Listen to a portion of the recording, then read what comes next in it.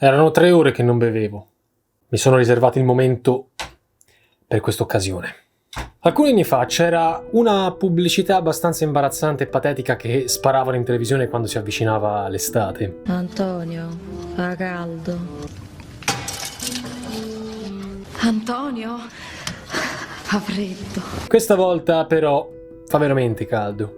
È altro che tè freddo. Alcuni vi diranno che è normale, che riscaldamenti e raffreddamenti della Terra sono sempre esistiti. Alcuni vi segnaleranno che sì, questo è vero, ma la velocità con cui si stanno verificando oggi è preoccupante e che le nostre emissioni di CO2 e di gas serra rappresentano un decisivo boost agli aumenti di temperatura. Quello che vediamo e comprendiamo tutti però è che i ghiacciai ci franano addosso, le coltivazioni si seccano, i fiumi spariscono e il giardinetto sotto casa è sempre più giallo. E allora possiamo parlare pure di ineluttabili ere geologiche o di inutili allarmismi, ma ciò non toglie che oggi abbiamo un problema.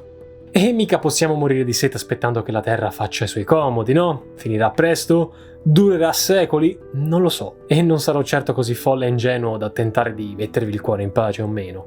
Lascio che siano gli esperti a dirvi se scientificamente siamo prossimi alla nostra estinzione o se questa è soltanto una fase. Anche se io, da buon misantropo, la vedo sempre in un certo modo. Ma se alcuni timori venissero confermati, che mondo ci troveremo a vivere tra pochi anni? A volte non serve neanche troppa immaginazione per rispondere a questa domanda, visto che certi fenomeni sono già in atto. E non per mettere il dito nella piaga, ma le conseguenze geopolitiche di questi cambiamenti climatici potrebbero ridisegnare certi equilibri globali, destabilizzando una sicurezza collettiva già provata. Ad esempio, la tanto apocalittica guerra per l'acqua tra pochi anni non sarà più una semplice fantasia da B-movie americano, ma una concreta realtà. Secondo i dati di ricerca della Banca Mondiale, il Water Resources Group, entro il 2030 la domanda globale di acqua supererà del 40% le scorte disponibili. 2030, se la matematica è un'opinione, perché spesso per me lo è, visto che non so calcolare un tubo, dovrebbero essere 8 anni. Il punto del problema sarebbe insomma la proverbiale sostenibilità. Lo sfruttamento delle risorse non deve comprometterne l'accesso da parte delle generazioni future o di altre comunità, e con meno acqua avremmo in generale meno cibo, di fronte alla prospettiva di una crescita della popolazione mondiale. Avremmo cioè bisogno di ancora più acqua di quella che consumiamo oggi, ma non si è ancora ben capito da dove la prenderemo. È il cosiddetto stress idrico, che i ricercatori del World Resources Institute definiscono con il rapporto tra il prelievo di acqua in un territorio e la superficie di acqua rinnovabile disponibile. In un loro report del 2015 hanno stilato una classifica dei paesi che nel 2040 saranno più sottoposti allo stress idrico. Sono 33 gli stati che dovranno confrontarsi con uno stress idrico estremamente alto, di cui 14 nell'area meridionale e araba. Ma ci sono anche paesi asiatici, come Singapore, come il Pakistan, alcune repubbliche centroasiatiche e persino qualche europea, come Spagna, Grecia, Macedonia e San Marino. E non è che noi altri possiamo stare tranquilli. Già, perché nel 2040 alcune superpotenze come Stati Uniti, Cina e India dovranno comunque fare i conti con uno stress idrico alto, con picchi in alcune regioni come la provincia di Ningxia, scusate l'accento, e gli stati americani del sud-ovest. Anche l'Italia è nella fascia alta. Banalmente questo significa che, se nulla cambia, invece di sperimentare gli effetti di uno stress idrico estremamente alto nel 2040, lo faremo nel 2070. In termini di crescita dei livelli di stress idrico, i più a rischio, secondo il WRI, sono Botswana e Namibia, ma anche Cile e persino Estonia. In realtà non è necessario aspettare il 2030-2040, tensioni, se non vere e proprie azioni violente per il controllo delle risorse, ci sono già, si sono già verificate, e non sempre per colpa del riscaldamento globale. Se accantoniamo per un momento l'immagine di una guerra tra due popoli assetati che si contendono l'ultima goccia di un pozzo, scopriremo infatti che gli scontri per l'accesso alle risorse idriche sono molto più frequenti di quanto si pensi, tra dighe, bacini artificiali, manifestazioni, proteste e decisioni politiche. Lo studio World's Water del centro di ricerca Pacific Institute conta, solo per il periodo 2020-2022, 140 episodi e contenziosi di diversa natura con le risorse idriche, come causa scatenante o oggetto di disputa. Questi contenziosi ormai si verificano un po' ovunque. Basti pensare alla siccità che sta oggi affliggendo le coltivazioni della pianura padana, al malumore degli agricoltori e alle denunce per i furti d'acqua. Vale a dire chi manomette i condotti idrici per avere più quantità per le proprie coltivazioni a scapito di altri.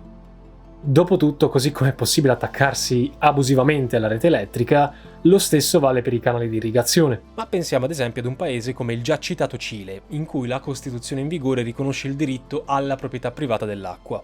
Con quasi l'80% delle risorse idriche nazionali destinate al settore estrattivo di litio e rame, una siccità può avere estreme conseguenze sulla popolazione. E intanto ad aprile è arrivato il razionamento per la popolazione di Santiago, metropoli da 6 milioni di abitanti. Come dichiarato dal governatore Claudio Orrego, dobbiamo prepararci al fatto che non ci sia abbastanza acqua per tutti coloro che vivono qui.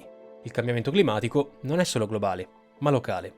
La maggior parte di questi incidenti possono apparire casi isolati, questioni fra vicini e tra comunità isolate dal mondo, nulla che faccia presagire una guerra. Anche se tra Sudan ed Etiopia non scorre buon sangue, soprattutto quando salta fuori l'argomento della regione contesa del Al-Fasaka, una zona fertile situata al confine tra la regione sudanese del Gadarif, il Tigre eritreo, e la regione etiope di Amara. Rivendicata da Khartoum, in questa regione vivono però contadini etiopi ed è controllata dai miliziani Amara. L'Etiopia quindi da una ventina di anni riconosce Al-Fasaka come territorio sudanese, a patto che venga garantita la sicurezza degli agricoltori etiopi che abitano nella regione. Ovviamente i confini sono alquanto arbitrari e il Sudan denuncia spesso intrusione di coltivatori etiopi nel proprio territorio nazionale. Nel corso degli anni si sono quindi verificate scaramucce di confine, violenze, anche per l'accesso dei contadini etiopi ai corsi d'acqua sudanesi. Queste incomprensioni in realtà fanno da cornice a una situazione certamente più preoccupante per il governo di Khartoum, la famigerata diga di Idase, sul Nilo Azzurro, voluta dall'Etiopia e altrimenti nota come GERD. Letteralmente grande diga etiope del Rinascimento. Ragazzi, lasciamo stare il Rinascimento, ok? Situata nella regione etiope del Benishangul Gumuz e a pochi chilometri dal confine sudanese, la GERD sfrutta le acque del Nilo Azzurro per incrementare notevolmente la produzione elettrica nazionale. Addirittura si spera che possa generare un surplus durante la stagione delle piogge, così da favorirne l'esportazione di energia elettrica ai vicini. Insomma, più energia elettrica per tutti, e tutti contenti. Ah no? No, perché dall'Egitto fanno notare che il riempimento del bacino artificiale creato dalla GERD diminuirà l'afflusso delle acque su tutto il corso del Nilo, con evidenti danni a Egitto e Sudan. Ok, momento geografia. Il Nilo Azzurro infatti ha origine sugli altipiani etiopi, dal lago Tana. Qui raggiunge Khartoum in Sudan, dove si unisce al Nilo Bianco, proveniente dall'Uganda, per formare il corso centrale del Nilo che prosegue fino all'Egitto per poi abbandonarsi alle acque mediterranee. La popolazione egiziana vive per la maggior parte proprio sulle sponde del grande fiume, da cui dipende gran parte della sorte nazionale. Tornando a noi, il presidente egiziano Al-Sisi non le ha mandate certo a dire al suo collega etiope Abiy Ahmed Ali. Un po' di rispetto, Al-Sisi, stai parlando con un premio Nobel dopo tutto, ricordatelo. Premio Nobel per la pace. Insomma, anche qui trattati su trattati che l'Egitto ha firmato col Sudan, ma non con l'Etiopia, sul suo diritto di veto alla costruzione di infrastrutture lungo il corso del Nilo, di fatto garantendo al Cairo un controllo politico sulle sue acque, perlomeno nei tratti egiziani e sudanesi. L'Etiopia non riconosce questi trattati e inoltre la sua diga non sorge su un tratto di Nilo sudanese o egiziano. Esisterebbero in realtà convenzioni internazionali, come quella dell'ONU del 1997, sugli usi di non navigazione dei corsi d'acqua internazionali. In breve, si obbligherebbero i firmatari a non utilizzare un fiume internazionale in maniera dannosa per i paesi vicini che sfruttano il medesimo fiume, che Sudan, Egitto ed Etiopia non hanno firmato. Si fa inoltre notare che i veri problemi dello stress idrico del Nilo andrebbero più che altro imputati al rapido aumento della popolazione egiziana, così come al fantasioso progetto della nuova capitale amministrativa, che dovrà sorgere in mezzo al deserto e che contribuirà ad uno sfruttamento intensivo delle acque del Nilo. Ma a qualche migliaio di chilometri più a oriente non si fanno mancare i problemi. Una situazione analoga la vivono in Indocina, dove lo sfruttamento del fiume Mekong rischia di avere forti ripercussioni sulle vite di circa 60 milioni di persone. Momento geografia 2. Il Mekong si origina sull'altipiano tibetano e attraversa tutta la regione indocinese. Transita dalla Cina, dalla Birmania, dal Laos, la Thailandia, Cambogia, Vietnam, per poi sfociare nel Mar Cinese meridionale, dopo un viaggio di circa 5.000 km. Ancor più che il Nilo, il Mekong è vita per le popolazioni che lo abitano, con decine di milioni di persone che vivono quasi letteralmente sull'acqua.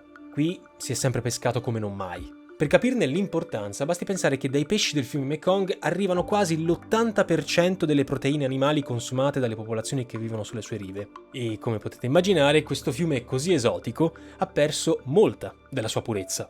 Inquinatissimo, oggi vive uno sfruttamento intensivo da parte delle crescenti economie indocinesi.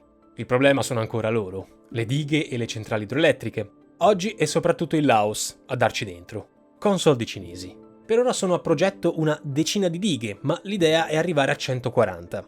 Oltre a quelle già esistenti costruite dalla Cina a partire dagli anni 90 sull'Alto Mekong, circa 11 dighe, per ora ne sono previste altre 10, ma l'idea è di arrivare fino a 140.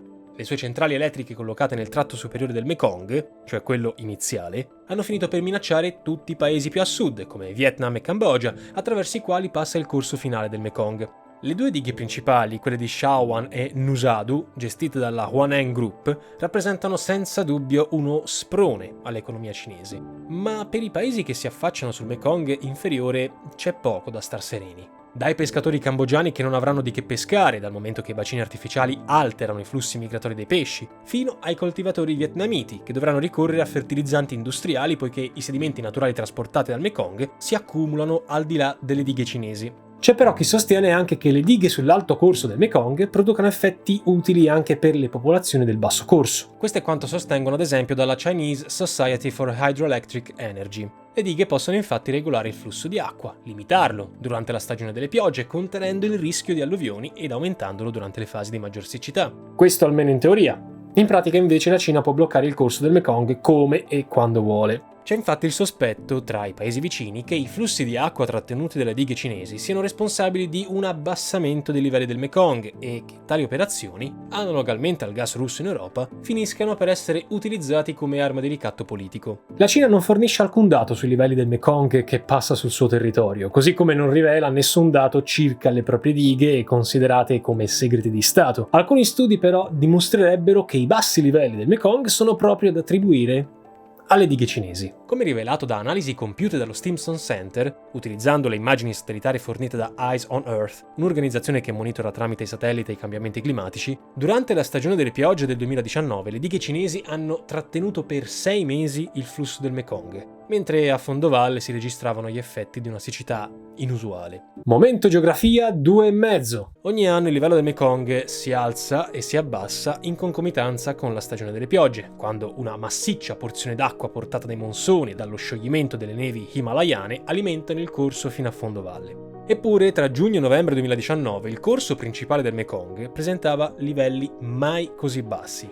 Questo anche perché la Cina avrebbe trattenuto con le sue dighe il corso del fiume. Inoltre, a differenza di quanto inizialmente affermato dalle autorità cinesi, il tratto cinese del Mekong, in quel periodo, ha visto precipitazioni piovose addirittura sopra la media, che avrebbero certamente tamponato gli effetti della siccità più a sud. Se solo la Cina non avesse appunto bloccato il transito del fiume. La Cina non considera il Mekong come una risorsa condivisa, piuttosto come una risorsa nazionale. Infatti non risulta firmataria di nessuna convenzione sull'utilizzo dei corsi d'acqua internazionali. Esisterebbe in realtà un'organizzazione intergovernativa, la Mekong River Commission, con lo scopo di garantire le risorse idriche del fiume, sorvegliare la costruzione di dighe e di garantire, come specificato nel loro logo, lo sviluppo sostenibile. Ne fanno parte Vietnam, Laos, Cambogia e Thailandia. Non manca più nessuno? Ah sì, manca la Birmania, dal momento che soltanto un piccolo tratto del Mekong passa per i suoi territori. Ah già, manca anche la Cina. La Cina non fa parte della commissione, quindi può costruire tutte le dighe che vuole senza nemmeno consultare l'MRC. Delle 13 dighe che oggi operano lungo tutto il Mekong, 11 sono cinesi e sono condensate nel tratto superiore cinese del fiume. Tant'è vero che nel 95, quando i paesi firmatari siglarono un accordo, decisero di festeggiare con una gita in barca sul Mekong. Ma siccome lì vicino si stava riempiendo un bacino artificiale cinese, il livello del Mekong risultava troppo basso per la navigazione. E quindi addio gitarella. Quando nel 2010 la MRC promosse una moratoria che bloccava la costruzione di dighe per i prossimi 10 anni, il Laos, che aveva progetti ambiziosi, fece come l'amico cinese. Se ne fregò. Esattamente come l'Etiopia, l'obiettivo del Laos è alquanto semplice: diventare la batteria del sud-est asiatico. Ecco quindi la diga di Chayaburi. Ora, l'MRC non può bloccare i lavori per nessuna diga, nonostante svolga funzioni di controllo e consulenza. Fin da subito la diga di Shayaburi fu oggetto di critiche per l'impatto ambientale che avrebbe causato, come il transito dei pesci e dei sedimenti naturali. Secondo l'MRC, stando ai progetti della diga, si sarebbe calcolata una tragica diminuzione del transito dei sedimenti, pari quasi al 97% lungo il Mekong inferiore, e anche un calo del pescato tra il 40 e l'80% nel 2040. Troppo tardi però, perché la diga è stata completata prima ancora che questo studio venisse divulgato. Questo però può essere un segnale importante per il futuro del Mekong. La Shayaburi è la prima diga ad essere costruita sul Mekong inferiore. La seconda, Don Shaong, è venuta subito dopo. C'è solo da sperare che le critiche a questi progetti convincano a rivedere i piani dei vari paesi. Però dopo tutto il discorso è sempre quello. Perché lui sì e io no? Staremo a vedere. Questa breve disamina tra Sudan, Etiopia, Indocina e Mekong è stata soltanto un esempio veloce su cosa vuol dire oggi per alcuni paesi lottare per le proprie risorse idriche. Soprattutto è la dimostrazione che, al di là dei cambiamenti climatici che ci sono e ci saranno, a volte è più che sufficiente la politica bislacca dell'uomo. Basterebbe vedere anche soltanto cosa è accaduto al lago Chad, che negli ultimi decenni ha perso una cosa come il 90% della propria superficie di 25.000 km², prelievo smodato d'acqua per l'agricoltura e pastorizia eccessiva, che hanno privato i terreni attorno al lago del manto erboso capace di trattenere le precipitazioni sempre più rare per via del cambiamento climatico. Come disse un saggio cavaliere, verranno gli anni in cui combatteremo per gli ultimi pozzi, ma non è questo il giorno, perché quest'oggi continuiamo a farci dispetti, inconsapevoli di quanto potrebbe accadere fra pochi anni. Forse il transito di pesci sul Mekong, se ancora ci saranno, sarà l'ultimo dei nostri problemi. Per Aspera? Ad Astra? Ah già, dimenticavo prima di andarmene, pronunciando la parola per Aspera ad Astra, ho aperto una nuova serie di vestiario all'interno dello store di Novalexio. Trovate questa bellissima sequenza di articoli, tutti con per Aspera ad Astra, Novalexio, diari, chi più ne ha più ne metta. Tutto in salsa Novalexio, ma se vi piace il concept dovete sicuramente fare le vostre congratulazioni al nostro caro Matteo, nostro collaboratore, che lavorerà ancora per diversi video e soprattutto lo ritroveremo in un prossimo video sulla Siria. Pertanto grazie Matteo per la tua arte e spero che il maggior numero di persone possibili possa usufruirne e goderne. Pace all'anima vostra!